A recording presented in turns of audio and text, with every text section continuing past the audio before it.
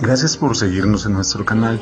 Te invitamos a suscribirte, a tocar la campanita, darle like y hacer tu comentario. El Señor esté con vosotros. Del Santo Evangelio de nuestro Señor Jesucristo, según San Marcos. En aquel tiempo, cuando Jesús salió de la sinagoga, se fue con Santiago y Juan a casa de Simón y Andrés. La suegra de Simón estaba en cama con fiebre y le hablan de ella. Se acercó y tomándola de la mano la levantó. La fiebre la dejó y ella se puso a servirles. Al atardecer, a la puesta del sol, le trajeron todos los enfermos y endemoniados. La ciudad entera estaba agolpada a la puerta. Jesús curó a muchos que se encontraban mal de diversas enfermedades y expulsó a muchos demonios. Y no dejaba hablar a los demonios, pues le conocían.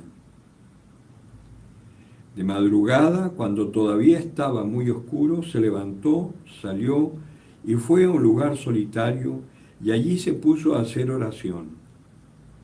Simón y sus compañeros fueron en su busca y al encontrarle le dicen: todos te buscan. Él les dice: vayamos a otra parte, a los pueblos vecinos, para que también allí predique, pues para eso he salido. Y recorrió toda Galilea, predicando en sus sinagogas y expulsando demonios. Palabra del Señor. Bien. Aquí vemos una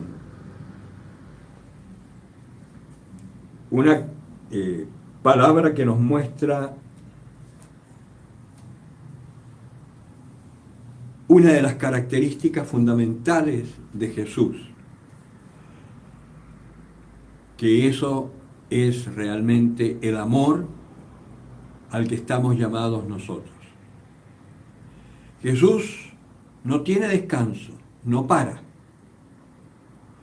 Trabaja constantemente.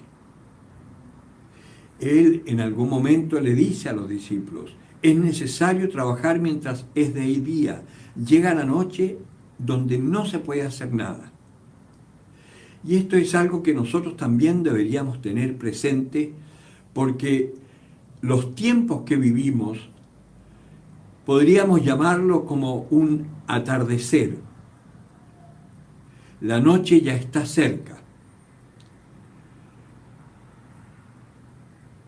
Este atardecer es este tiempo que estamos viviendo en donde vemos que se va pudriendo toda la civilización que conocíamos, se van destruyendo los parámetros de vida con los cuales nos regíamos, la sociedad se va contaminando y desmoronando todo lo que la sostenía, fundamentalmente la familia, y se están proclamando leyes de muerte, aborto, eutanasia, y sepa Dios cuántas cosas más se van a proclamar después. No me extrañaría que llegase un momento en donde nosotros tuviésemos que vivir realmente como si fuésemos nuevamente esclavos de un poder terreno superior a nosotros. Entonces, Jesucristo nos está mostrando cuál es nuestra misión.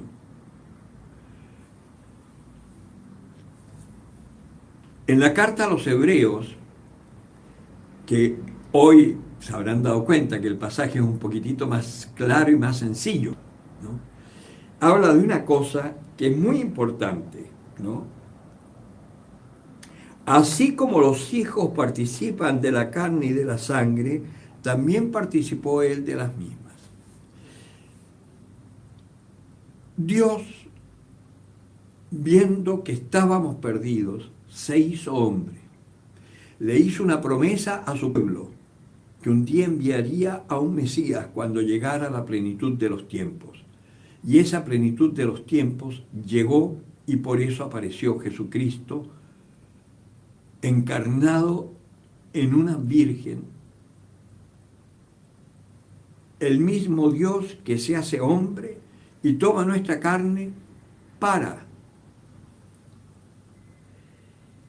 tuvo que asemejarse en todo a sus hermanos para ser misericordioso y sumo sacerdote fiel en lo que toca a Dios, en orden a extirpar los pecados del pueblo, pues habiendo sido probado por el sufrimiento, puede ayudar a los que se ven probados. Claro, si tú no has sufrido, tú nunca vas a entender el sufrimiento de los demás. Si tú no has pasado hambre, nunca vas a entender el hambre de los demás. Si tú no has sido agredido, si a ti no te han insultado, nunca vas a entender el dolor que puede provocar tu agresión o tu insulto a los demás. Pues bien, Jesucristo, Dios, viendo el pecado del hombre, que es un pecado contra Dios, un pecado contra un ser que es totalmente, infinitamente superior, inconmensurablemente superior a nosotros. Por lo tanto, la culpa es tremenda. Una culpa que nosotros como seres humanos, criaturas, no podíamos pagar. Por eso es que el mismo Dios en su amor y en su compasión profunda hacia nosotros, tomó nuestra naturaleza, se hizo hombre. Y fíjense que acá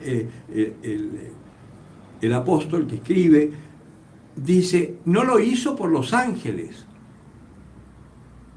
no tomó una naturaleza angélica, lo hizo por nosotros, tomó una naturaleza humana, carne y sangre como la nuestra, de María, una mujer como nosotros,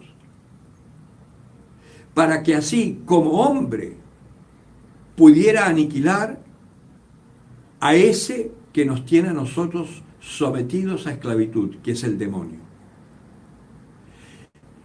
Y él vivió como vivimos nosotros, sufrió, padeció, lloró, tuvo amigos, lloró cuando se murió uno de sus amigos, pero también sabía que tenía una misión y sin pensar en sí mismo,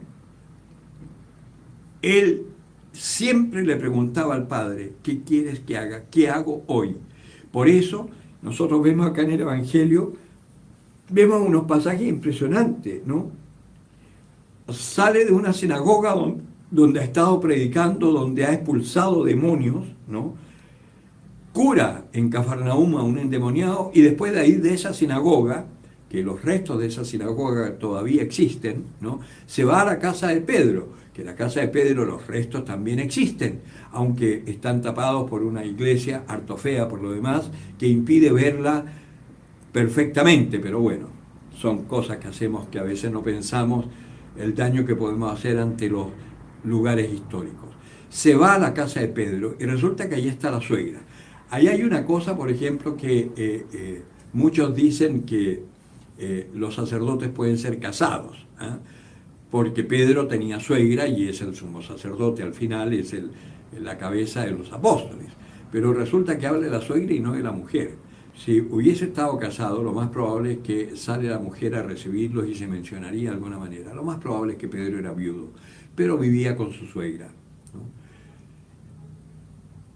Cosa que era parte de la ley, que eso es otra de las causas de escándalo que Jesucristo con su madre viuda se manda a cambiar, a hacer la voluntad del Padre y deja la viuda sola, cuando por ley el hijo soltero tenía que quedarse con la madre para cuidarla.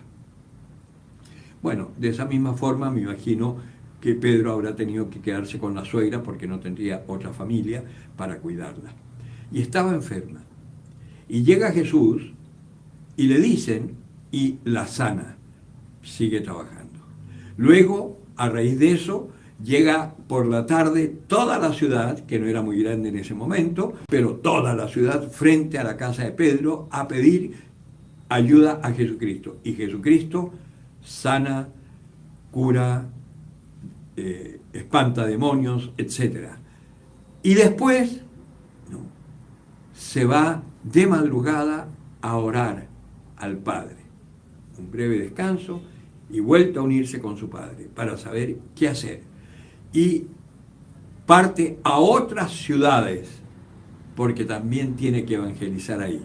Si se fijan, Él está en constante movimiento, que eso es lo que deberíamos hacer nosotros, no asustarnos con la pandemia. Ya se sabe que si nos cuidamos, si usamos la mascarilla, si usamos el alcohol gel, si nos lavamos las manos bien cuando volvemos a casa, si nos lavamos la cara, ojalá algunos, si son muy aprensivos, también cámbiense la ropa, ¿no? O desinféctenla, ¿no? Basta con aire caliente que te eches encima de la ropa para que cualquier virus se muera, ¿no? Si está más de 35 grados. En fin, pero si nos cuidamos, podemos hacer lo que tenemos que hacer, salir, ir a visitar enfermos, llevarle la comunión a los que no pueden comulgar porque no pueden ir a misa, los ancianos que sabemos, todos tenemos ancianos amigos que están encerrados en sus casas, ¿no? Lo podemos hacer, ¿no? Y si no tienes ese carisma como para ir a ver enfermos, ¿no? Pues bien, dale una palabra de ánimo a una persona en la micro que ves que va atribulada, o en el supermercado a las que están trabajando, que les toca trabajar sí o sí, ¿no? Que tienen que dejar quizás a sus familias para poder llevar el sustento a la casa. Una palabra de aliento, ¿no? No necesitas estar ni siquiera predicando. Basta con que hables intentando alegrarle, decir alguna trivialidad que le ayude a hablar de la pandemia y preguntarle cómo le ha ido y al final que Dios te bendiga, que Dios te sostenga. Con eso basta. Ya le estás metiendo a recordar que hay un Dios que nos ama. Si no es tan difícil la misión del cristiano, y si además vivimos nosotros conforme a lo que el Señor nos ha pedido y mostramos la confianza que tenemos en Dios, que no nos angustiamos ni nos ponemos paranoicos si nos llegamos a enfermar, porque sabemos que en último caso si nos enfermamos y nos morimos es lo mejor que nos puede pasar, con mucho lo mejor, como dice San Pablo, porque nos vamos de vuelta a casa, por fin salimos de este destierro que es esta tierra, que es un mundo de caos, para poder llegar, volver a casa, estar con nuestro Padre, con nuestra Madre, con nuestro hermano Jesucristo, con nuestro Maestro, el Espíritu Santo, y con todos los santos y santas de Dios que ya han partido antes que nosotros, y que están felices allá en el cielo, esperando con ansia que lleguemos para recibirnos.